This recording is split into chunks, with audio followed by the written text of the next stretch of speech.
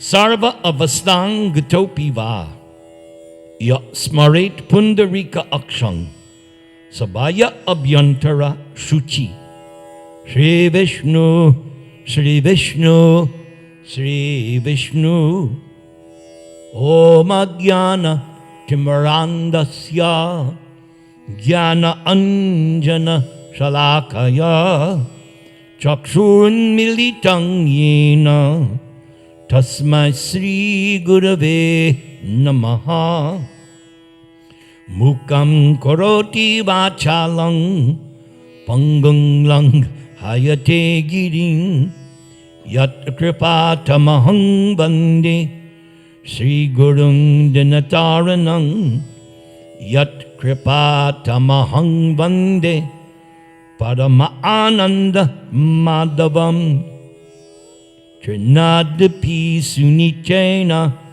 Tarar Iva Sahishnuna Amanina Manadena Kirtaniya Sada Hari Hare Nama Hare Nama Hare Nama Eva Kevalam Kalo Nastyeva Nastyeva Nastyeva Gatir Anyata Guru Mukha Padmavakya Chitete Korea Aikya Arna Koriho Mane Asha Om Namo Bhagavati Vasudevaya Bolo Om Namo Bhagavate Vasudevaya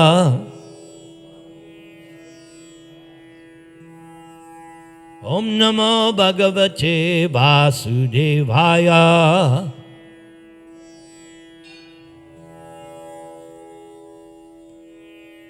This is our monthly Namahat program here at CC RadhaRaman Temple. This month's program is sponsored by Kundan Krishna Kumar Das. Let's give him a good blessing. Hare Krishna, Krishna Krishna, Hare Hare, Hare Rama, Rama Rama, Hare Hare. Krishna Kumar Das has been my very close supporter and friend since 2001.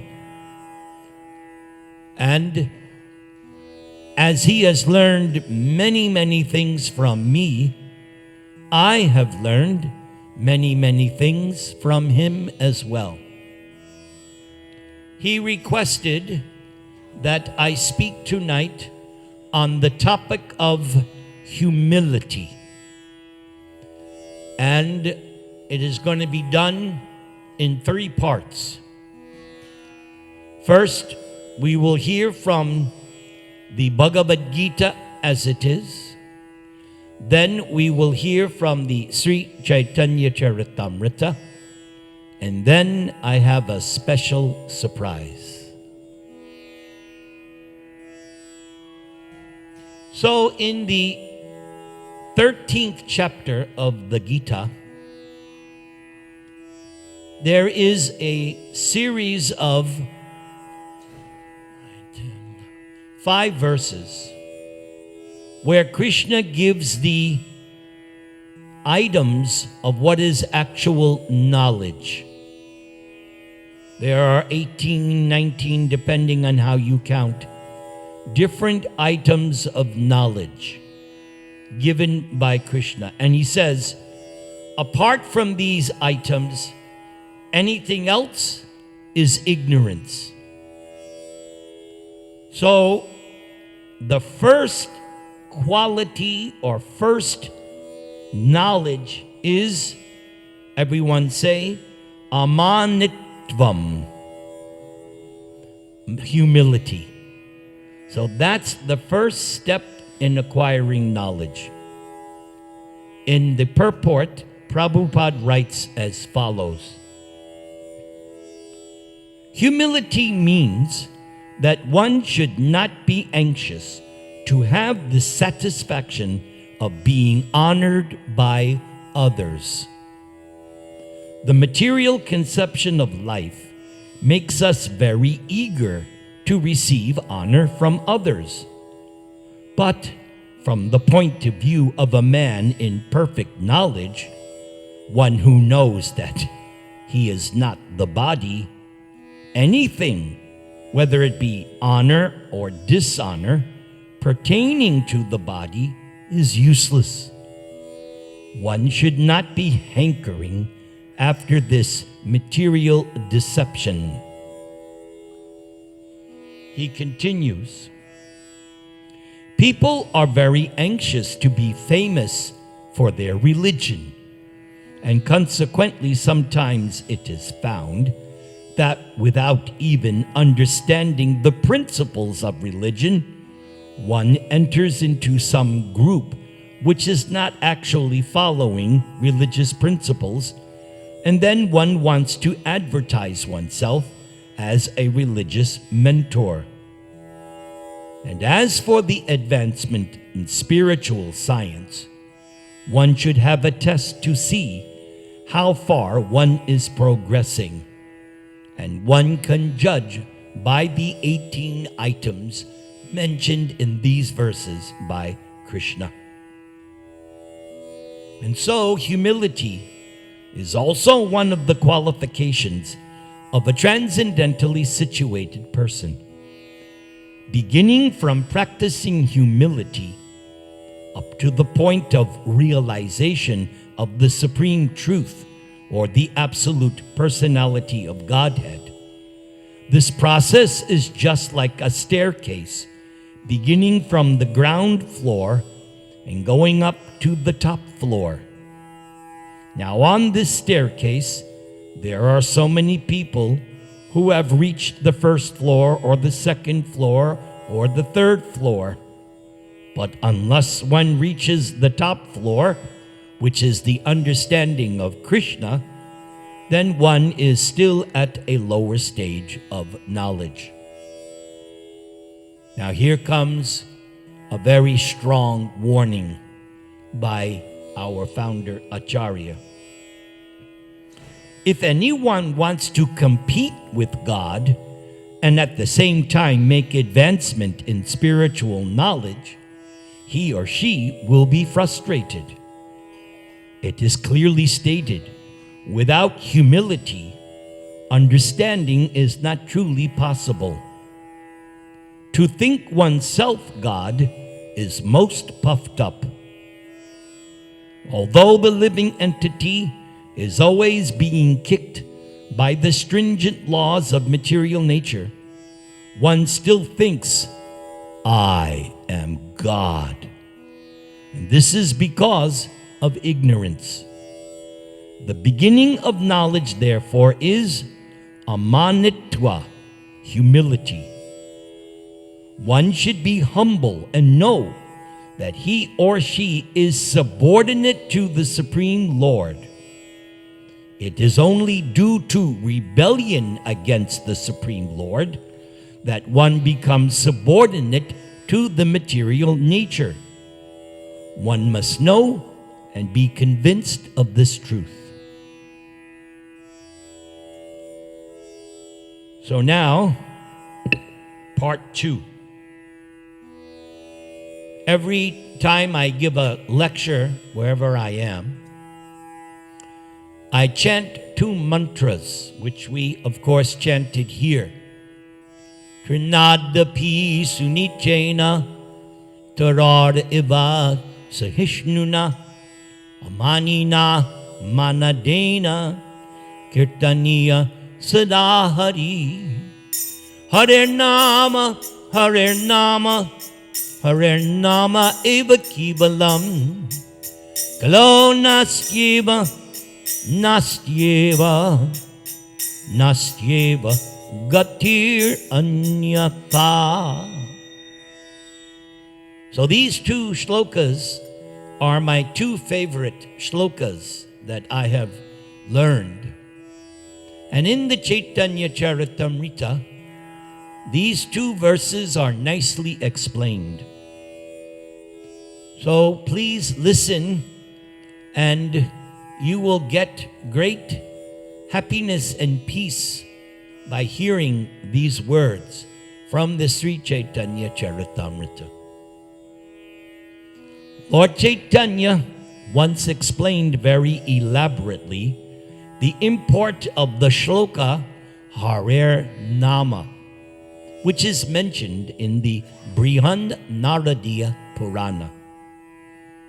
You can join me. RadhaRaman, RadhaRaman, RadhaRaman Kevalam, Kalau nastyeva nastyeva, nastyeva gatir anyata.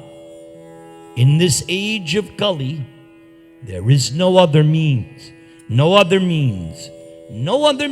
for self-realization other than the chanting of the holy name, the chanting of the holy name, the chanting of the holy name of Lord.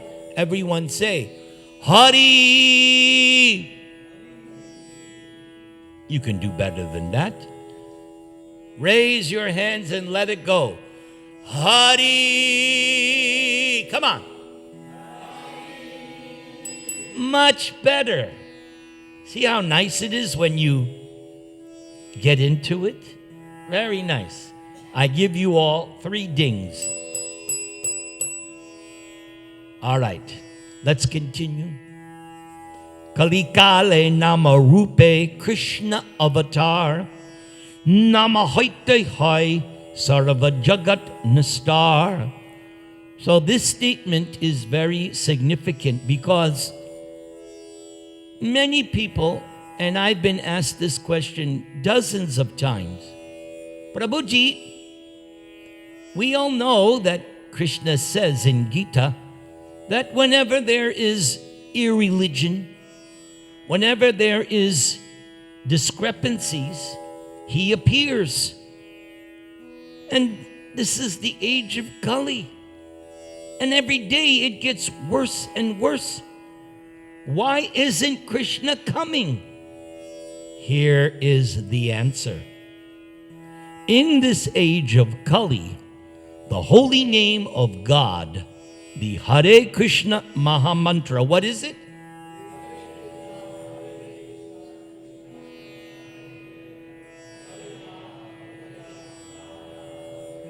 Good. You passed your second exam. Very good, students. The Hare Krishna Mahamantra is the incarnation of Lord Krishna in Kali Yuga. So there is your answer. He has come, but he's come in the form of the Hare Krishna Mahamantra.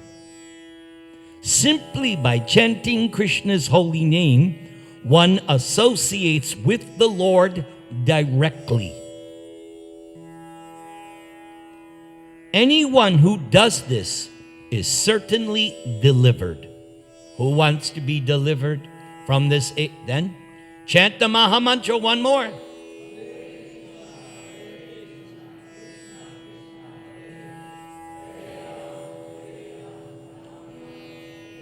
This RadhaRaman shloka repeats the word eva, or certainly, 3 times for emphasis. And it also 3 times repeats the words RadhaRaman, the holy name of the Lord, just to make common people understand. There is another statement that in the Vedas, things are repeated 3 times just to make sure that the point is driven home. The use of the word kevala, or only, prohibits all other processes, such as the cultivation of knowledge, the practice of mystic yoga, or the performance of unnecessary austerities and fruitive activities. This verse clearly states that anyone who accepts any other path will not be delivered. This is the reason for the triple repetition: nothing else, nothing else, nothing else, which emphasizes the real process of self-realization. This reminds me when I was a young boy. Every day my mother would say, "Nikki, brush your teeth." But I never listened. And what happened? And even my wife, when we were married, she would tell me, "You better go to the dentist because someday you're going to talk like this." She said, "You're going to lose." And sure enough, as if she cursed me, which she didn't. The day came, we went to the dentist. We went to 4 dentists, one after another. They took one look. Now, your teeth are gone, buddy. They have to come out. What? So we went to 4 different dentists. They all had the same verdict. They took one look. No, they got to come out. And so, for some time, I had to preach like this. In the Bhagavad Gita. I had no teeth. Finally, I started to listen to my wife.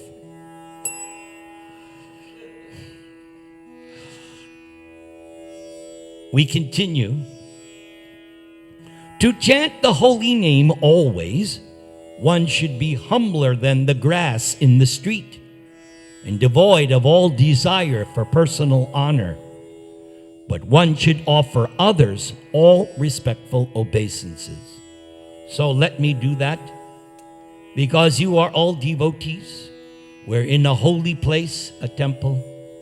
And besides that, Krishna is in every one of your hearts. So therefore, I must offer my respectful obeisances. Not to you, but to Krishna in your heart. Because that is what I learned from Lord Shiva. We pay obeisances to Krishna in the heart.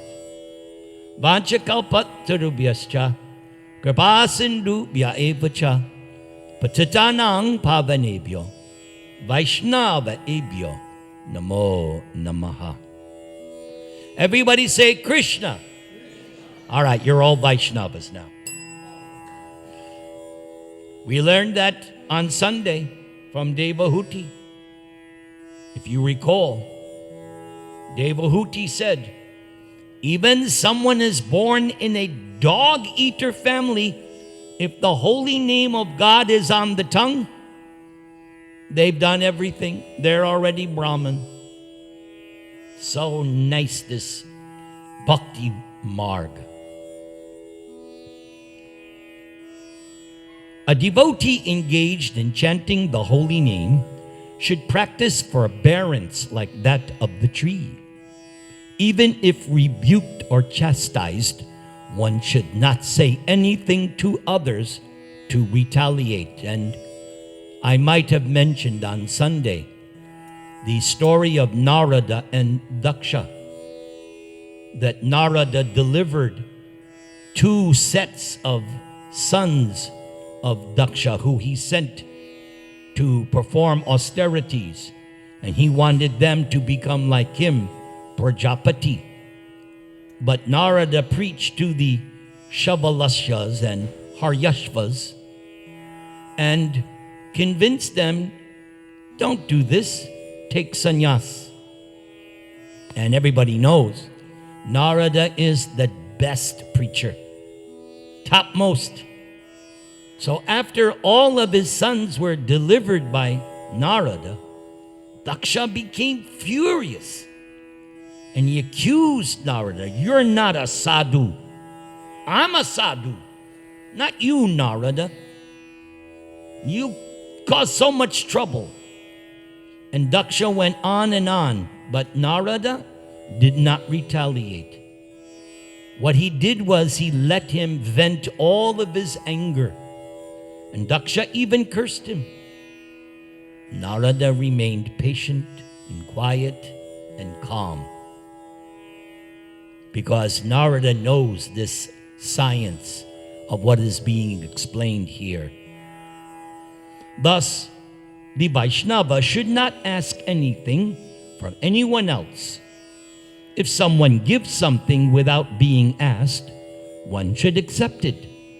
But if nothing comes, the Vaishnava should be satisfied to eat whatever vegetables and fruits are easily available. One should strictly follow this principle of always chanting the holy name, and one should be satisfied with whatever one gets easily. Such devotional behavior solidly maintains one's devotional service. One who thinks themselves lower than the grass, who is more tolerant than the tree, who does not expect personal honor, and yet is always prepared to give all respects to others, can very easily always chant the holy name of the Lord. So the author of Chaitanya Charitamrita, who has been narrating this, at the end he says, "Raising my hands, I declare, everyone hear me, please hear me." String this verse. What verse? Trinadapi Sunichena, the humility verse. String this verse on the thread of the holy name and wear it on your neck for constant remembrance. So it's not a one-time thing. It's actually a constant meditation to remain more tolerant than a tree, lower than a blade of grass, not expecting any personal honor, and giving all respects to others. Then, in the final chapter of the Chaitanya Charitamrita, was one of my favorite chapters. Lord Chaitanya himself gives the purport to his own Shikshastakam verses. Lord Chaitanya only composed these 8. Everything is there in these Shikshastakam verses. And at that final chapter, he himself gives the purport. Therefore, perfect. At this point, Lord Chaitanya is in the final years of his life, living in Jagannath Puri, and he has his 2 close assistants, Sarup Damodar and Ramananda Roy, who represent Lalita and Vishaka, the gopis. Because Lord Chaitanya is in the mood of Radharani, and these 2 gopis are her assistants. So he says, "O Swarup Damodar, O Ramananda Roy, hear from me the symptoms of how one should chant the Hare Krishna Mahamantra." So Lord Chaitanya is teaching us how to chant. And by doing this, easily awaken dormant love for Krishna. And this is something that, for me, solidifies many, many reasons, but this is one of the things that makes this philosophy so significant for me. That love of God is already there in everyone's heart. This concept, I love it, that it's already there. Just like a child, when first born, it cannot manifest, but if the child is healthy, at the right time, the child begins to crawl and then walk. So the potential is there. In the same way, every one of us has the potential to love Krishna. Here comes the verse. Please repeat. Trinadapi Sunichena. You can try a little better. Toror api sahishnuna. Better. Amanina manadena.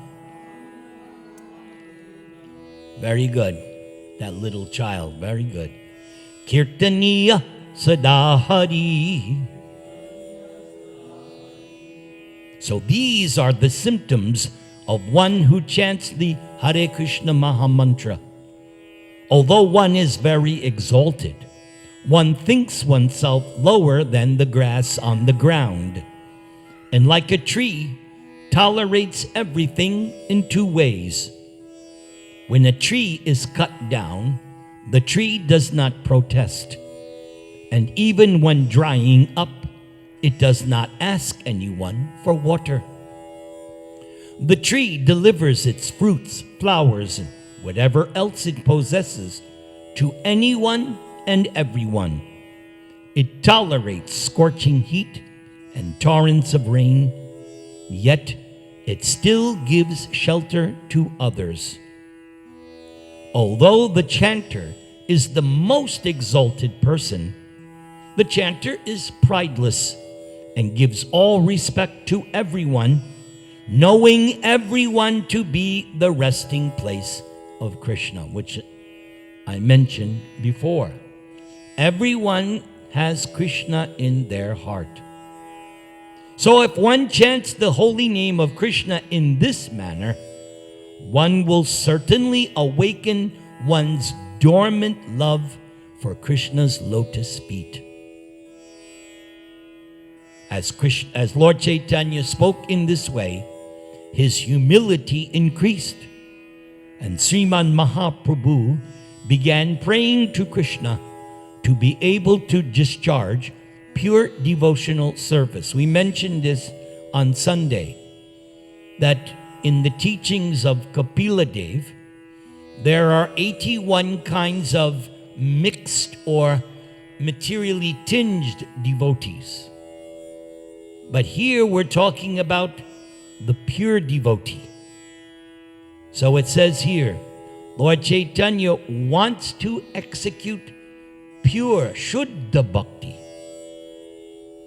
Wherever there is a relationship of love of God, its natural symptom is that the devotee does not think oneself to be a devotee.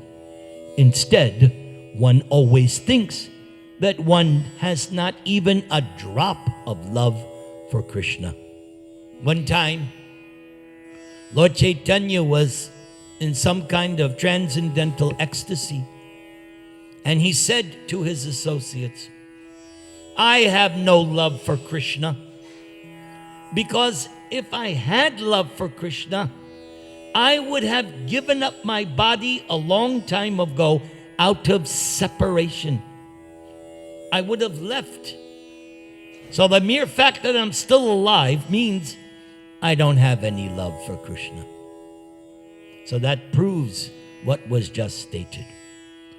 So what follows is the fourth Shikshastakam. Na dhanang na janang na sundaring kavitang ba jagad isha kamaye mama janmani janmanishware babatad bhaktir ahoituki twayi. O Lord of the universe, I do not desire material wealth, materialistic followers, a beautiful wife, or fruitive activities described in flowery language. No. All I want, life after life, and that's the key. Life after life. What do I want? Unmotivated devotional service to you. Later, in another Shikshastakam prayer, Lord Chaitanya revisits this and says, I simply want to be your maidservant, and as my salary, I simply want ecstatic love. Now, those of you still working, are you going to go to your boss and say, Boss, I will work like a dog for you, and I don't want anything, I don't want any payment, I just want love for you. Is that possible? No. No. It's not to, nobody's going to do that. But in the case of Krishna, Lord Chaitanya and so many others you'll see in the Bhagavatam. That is their mood, my Lord. Like on the night of the Rasa dance and other, the gopis say, we're not even Krishna's wives. We want to be his maidservants. Oh, and that reminds me, at the solar eclipse at Kurukshetra, when the residents of Vrindavan met the residents of Dwaraka, and Draupadi got to meet the 16,000 queens of Krishna. Draupadi asked the queens, how did you get Krishna? I wish I could have been married to Krishna. How did you get? So each of the queens told her story. But in each and every case at the end, Rukmini, all of them said, we may be Krishna's wives, but you know what? We see ourselves as Krishna's maidservants. So that's the symptom. That's how you can tell who's advanced. So for my final bit, I have been preparing this class all week starting Monday. I've been studying and preparing. But then last night, I got a text message from Krishna. And he told me, now give this. So the topic today is humility.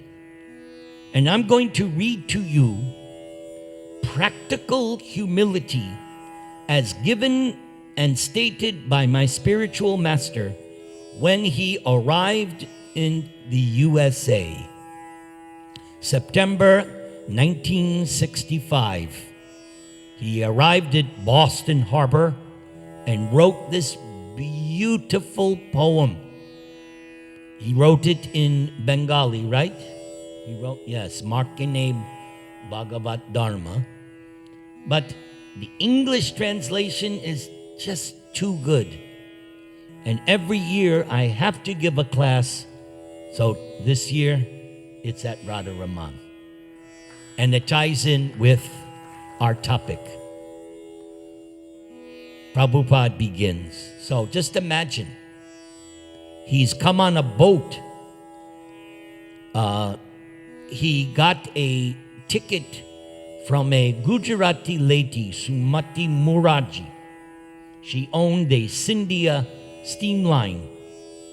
And Prabhupada went several times, give me a ticket. And she said, no, Swamiji, you're too old to go to America. You're almost 70 years old. You're too old to go. If you die, that's going to be on me. Prabhupada said, no, I'm not going to die. So, repeat. And Prabhupada, anyone knows Prabhupada? Persistent. Persistent. So finally, he convinced her. She said, if you die, it's not on me. Prabhupada, I'm not going to die. Of course, on the boat, he did suffer 2 heart attacks. But he made it. And on September 18th, 1965, because the ship was to go to New York, but it docked first in Boston. So on the ship, Prabhupada composed this prayer. Now, where was I? At that time, I was 15 years old, 65. So I was in high school. All right, on the East Coast, Long Island. But 20, 30 miles away, there was Prabhupada. If only, right? If only. My dear Lord Krishna, you are so kind upon this useless soul. There you go. You see his humility? See how he's praying to Krishna? You are so kind upon this useless soul. But I do not know why you have brought me here. Now, you can do whatever you like with me. So that's called surrender. You can do whatever you want. That's surrender. Surrender is the ultimate feature of humility. That's it. The perfection of humility is when you completely surrender to Krishna. But I guess you have some business here. Otherwise, why would you bring me to this terrible place? Uh-oh. Don't let anybody hear that. Prabhupada is blaspheming America. But Prabhupada is coming from transcendental vision, from Vrindavan. And he had seen the steamship captain, Captain Pandya, took Prabhupada on a quick tour of Boston. So Prabhupada, when he says this terrible place, he just saw it. He just saw it. Most of the population here is covered by the material modes of ignorance and passion. So that's the angle of vision. Absorbed in material life, they think themselves very happy and satisfied. And that is what is known as Maya. You're actually suffering, but you think you're enjoying. And therefore, they have no taste for the transcendental message of, everybody say, Vasudeva. And I do not know how they will be able to understand it, because Prabhupada is not going to water it down. And if you study Prabhupada's first lectures, he's speaking straight Bhagavad Gita philosophy. No hanky-panky, no trying to placate to the audience. No. Like the doctor. When the doctor gives you prescription, the doctor knows this is what's required. A good doctor will not give you something unless it's the correct thing. Except it's a good doctor. So, Prabhupada has this medicine, the message of Vasudeva. He's not going to adulterate it. But I know your causeless mercy can make everything possible because you are the most expert mystic. So, one of the reasons why I always lecture on this poem every year is because for me, this reminds me how to preach. It's not just a matter of acquiring facts and figures. There's a mood, there's a mentality, there's a demeanor. How will they understand the mellows of devotional service? O Lord, I am simply praying for your mercy so that I will be able to convince them about your message. So, several things there. He doesn't think that he has some special mystic power. He says, no, I am praying for your mercy. And the second thing, he's not coming with his own agenda. I want to convince them about your message. That's why, what did Prabhupada entitle his Bhagavad Gita? Bhagavad Gita as it is. Not Bhagavad Gita according to Rush Limbaugh or this or no.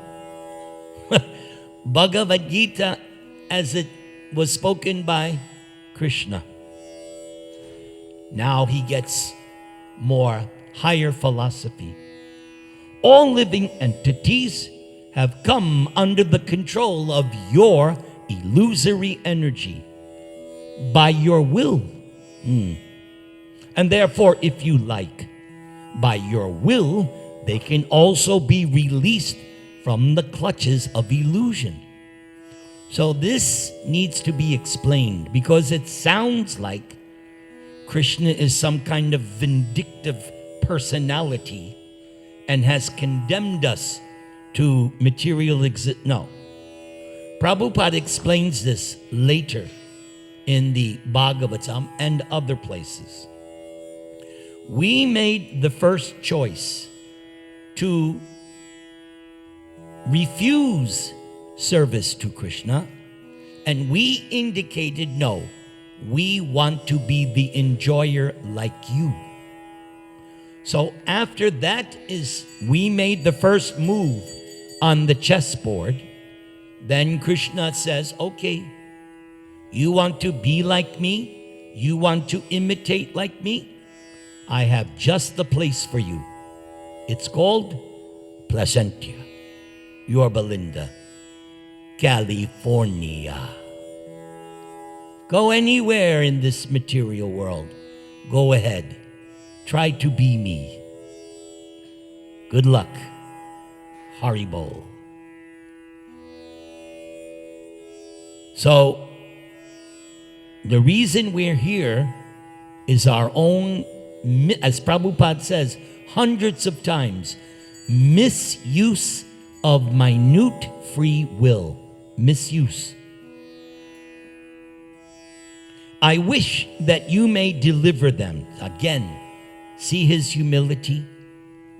I wish you deliver them. Therefore, if you so desire their deliverance, then only will they be able to understand your message. The words of Srimad Bhagavatam are your incarnation. And there is number 2. Earlier, we mentioned how has Krishna appeared in Kali Yuga, and we said the Hare Krishna Maha Mantra. You all remember that? Or have you already forgotten? You remembered that. So here is yet another way Krishna has incarnated. He has incarnated in the form of Srimad Bhagavatam. Because that is explained very early in first canto.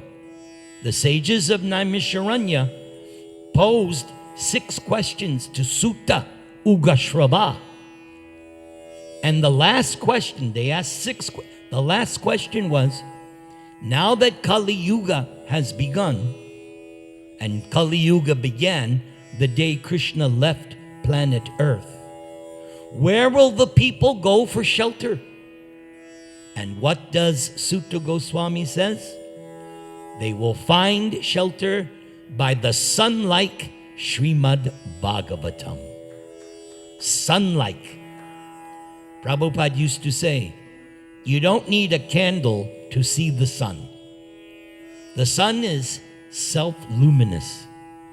Srimad Bhagavatam, I will tell you a story.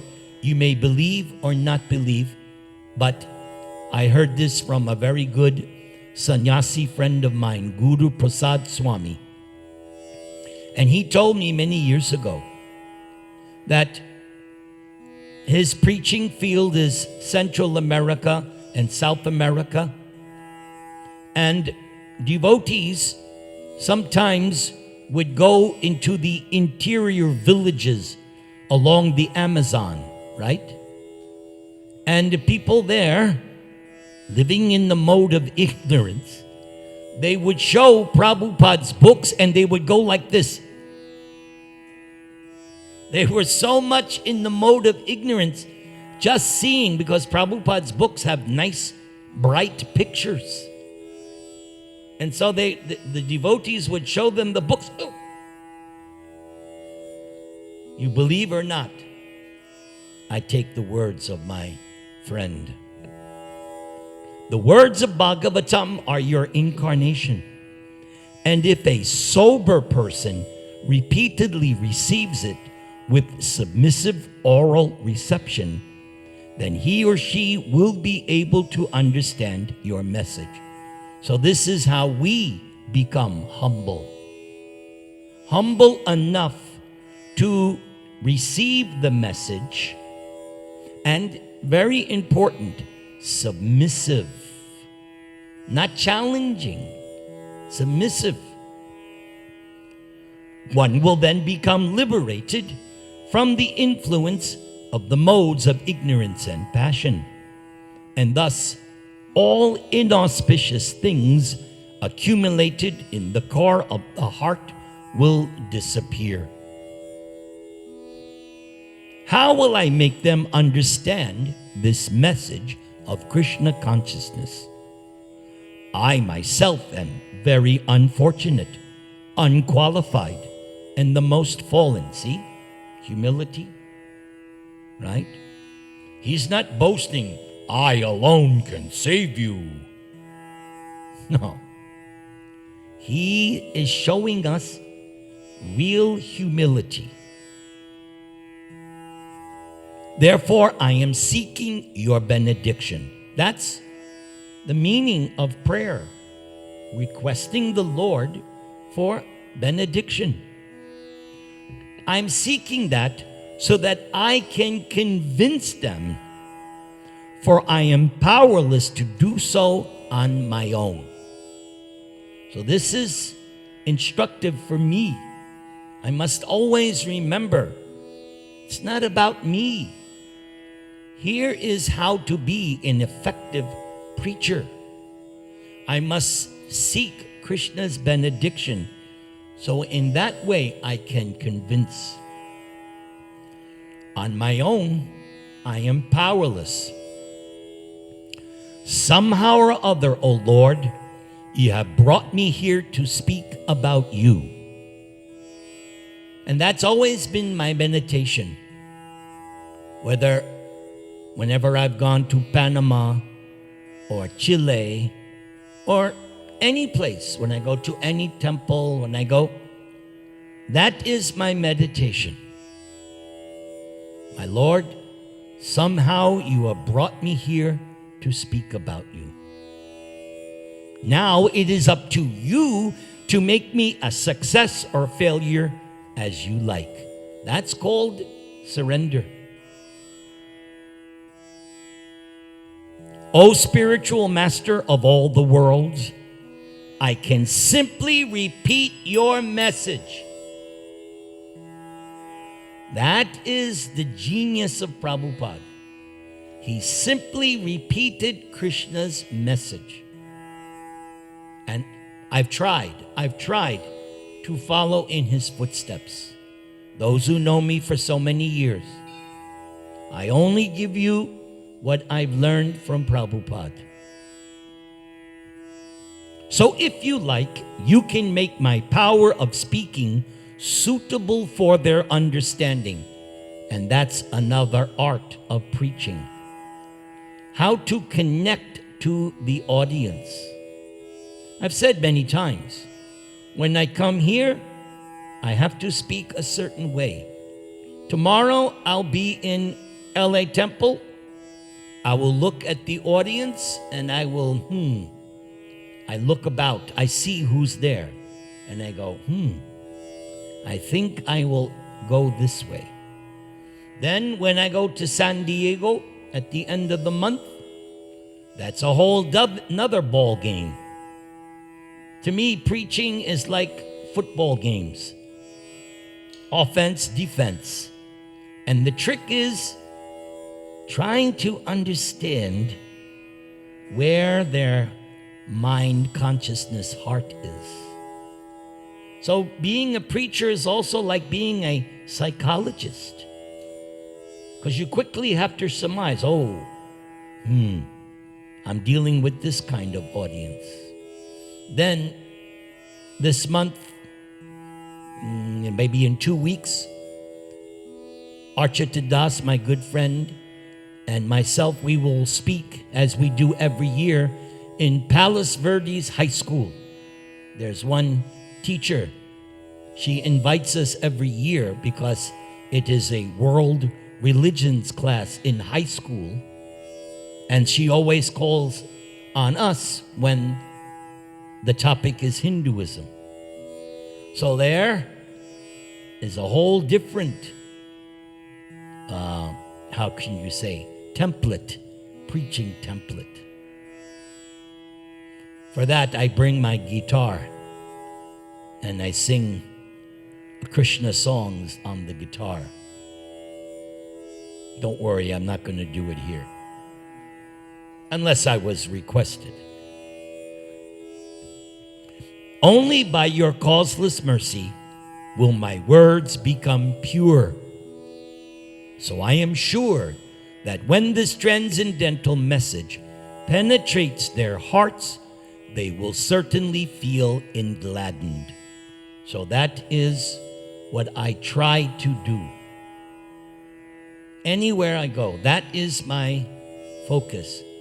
How can I enthuse the audience? How can I enliven them? How can I encourage them? Or it says here, engladden them. And sometimes I get nice feedback, like on Sunday. After Sunday, people I never met before, they came up and they told me, "Oh, Prabhuji, very nice." So that encourages me. Of course, you get negative comments also, and you have to practice humility. So that's why I say, yes, I will try to do better. Here comes the final part. O Lord, I am just like a puppet in your hands. So if you have brought me here to dance, then make me dance. Make me dance. Make me dance, O Lord. Make me dance as you like. Puppet. Puppet. The puppet master pulls the strings. So the pure devotee, my Lord, I am a puppet in your hands. Guide me. Here comes the final humility. I have no devotion, nor do I have any knowledge. But I have strong faith in the holy name of Krishna. There it is. It all comes down to faith.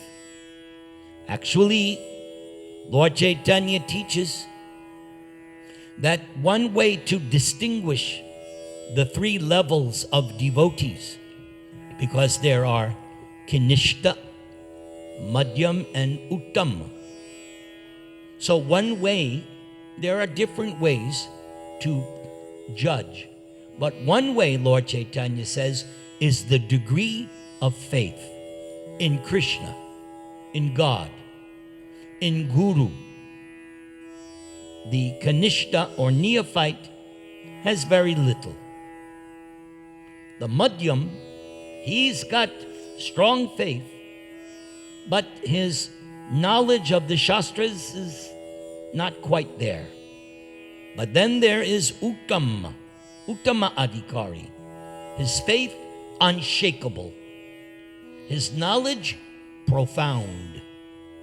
And the symptom, and we already mentioned it, the symptom of the Uttama-Adhikari is he thinks I'm not a devotee.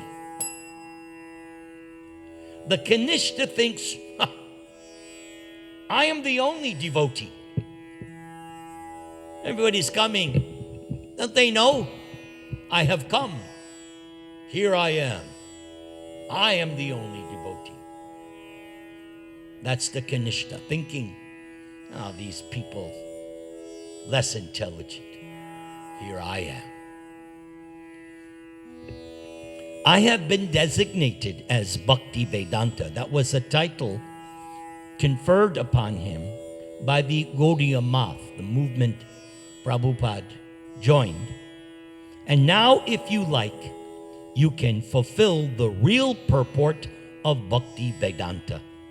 Signed, the most unfortunate, insignificant beggar, A.C. Bhakti Vedanta Swami, aboard the ship Jala Duta, Commonwealth Pier, Boston, Massachusetts, US of A, dated 18th September 1965.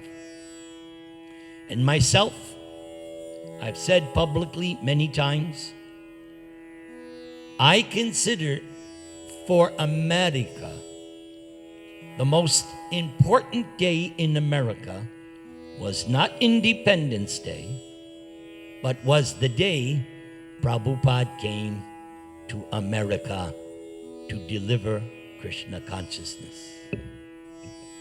I'm entitled to my opinion. So we'll finish up with chanting one of my favorite mantras.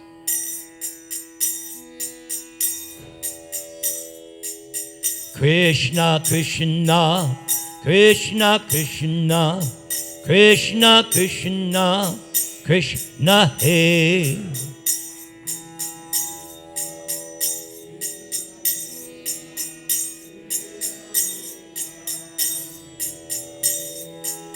Krishna, Krishna, Krishna, Krishna, Krishna, Krishna, Krishna, Hey.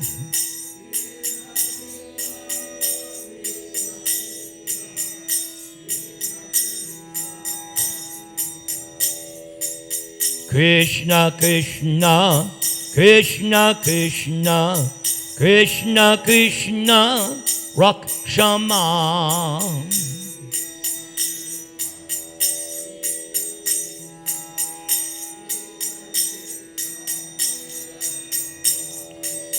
Krishna, Krishna, Krishna, Krishna, Krishna, Krishna, Pahimam.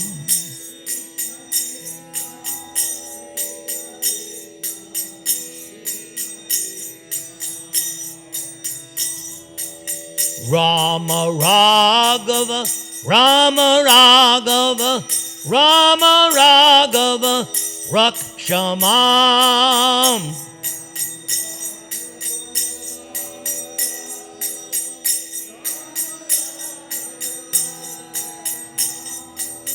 Krishna Keshava, Krishna Keshava, Krishna Keshava, Pahimam.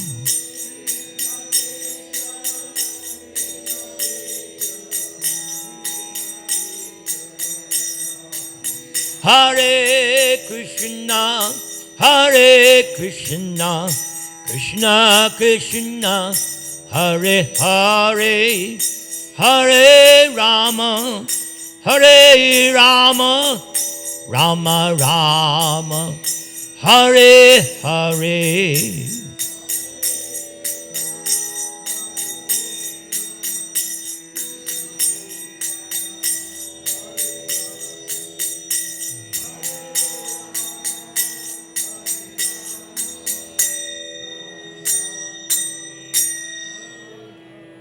My dear Lord Krishna, please bless all these nice devotees who have patiently heard your message. Please do as it is said in the first canto, Vidhunoti Surit Satam, that simply by giving oral reception to your message, you, Lord, in their hearts, will remove all the abhadrani, all the inauspiciousness within the heart, and they will feel your presence more and more. That is my blessing to you. Thank you very much. All glories to A.C. Bhaktivedanta Swami Srila Prabhupada. Om Tat Sat.